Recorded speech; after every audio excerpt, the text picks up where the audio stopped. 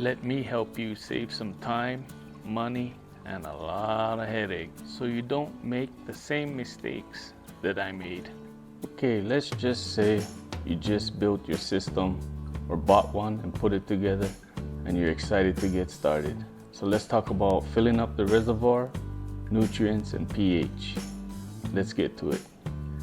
Okay folks, what I have here is a 17-gallon tote that I usually put 15 gallons of water to get started. After I let it sit for 24 hours, I can go ahead and add my nutrients and then go ahead and pH the water to the type of vegetable that I'm gonna grow. We'll touch on that in a few minutes.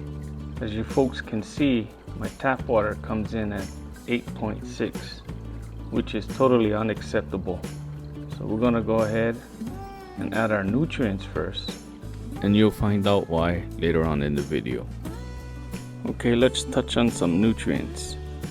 Master Blend, the best nutrients on the planet.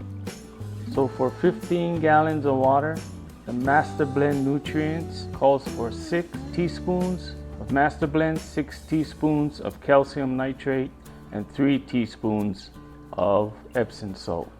But we're not gonna do that. We're gonna go 1/3. For 15 gallons, 2 teaspoons of Master Blend, 2 teaspoons of calcium nitrate, and 1 teaspoon of Epsom salt for now, just because the plants are at their baby stage. So let's get into it. Now we're gonna put in 2 teaspoons Master Blend and make sure we get it all dissolved.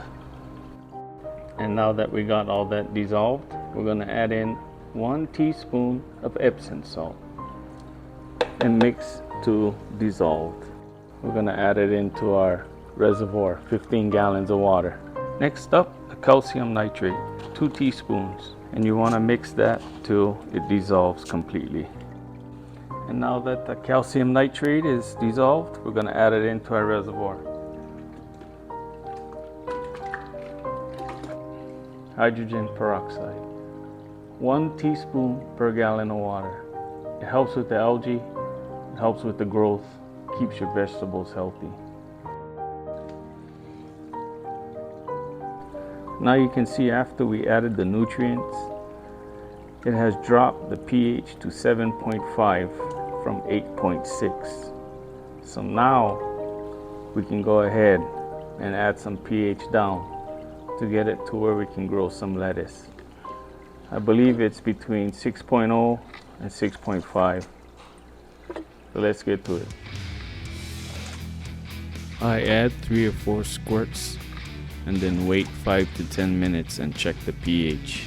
You don't want to add too much because if you go overboard, you're going to have to use the pH up to bring it back up. Now as you can see, we got it down to 6.1, which is good for growing lettuce. I even have a little cheat sheet for pH levels for different types of vegetables. I'll put that up in this video. Now all we're gonna do is cover it up. And now we're gonna be ready to plant some lettuce.